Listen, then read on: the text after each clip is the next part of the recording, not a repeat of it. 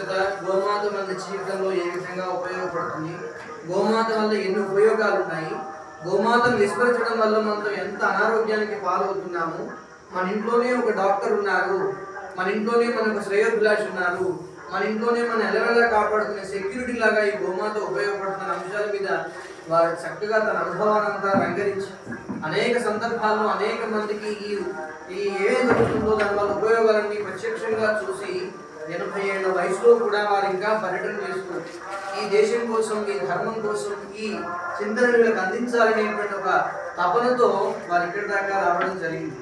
ఆశ్రమ సందర్శనంతో పాటు వచ్చి వెళ్ళడమే కాదు, ఇప్పుడున్న వాళ్ళకి కూడా ఈ నాలెడ్జ్ని అందించాలి, తద్వారా వాళ్ళు కూడా మేలు పొందాలనేటువంటి ఒక సహృదయంతో ఈ కార్యక్రమాన్ని ఇక్కడ ఏర్పాటు చేయడం జరిగింది.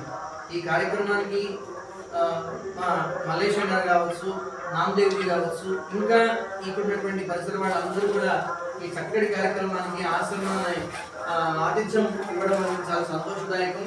వారికి ఈ ఆశ్రమం తరఫున ప్రత్యేకమైనటువంటి భగవంతుని ఆశీస్సులు ఉండాలని, వారు ఇలాగే ఇప్పటి వరకు వారు ఒక ఇంజక్షన్ కానీ, ఒక మందు కానీ, ఒక వ్యాక్సిన్ కానీ తీసుకోకుండా ఇలాగే వారు పనిచేస్తూ ఉన్నారు. భగవంతుడు వారికి అలాగే ఆరోగ్యాన్ని ప్రసాదించాలని, ఇచ్చిన వస్తువులు వారు ఇతరులకు ఆరోగ్యాన్ని ఇస్తున్నారు, ఆరోగ్యాన్ని వారు పొందుతున్నారు. ఆ విధంగా వారి సమాజ హితం కోసం పనిచేస్తున్నట్టు వారందరికీ కూడా బాబా వారి గురువు గారి యొక్క శేషవస్త్రాన్ని అందించాలని కోరుకుంటుంది. అందరూ ఒకసారి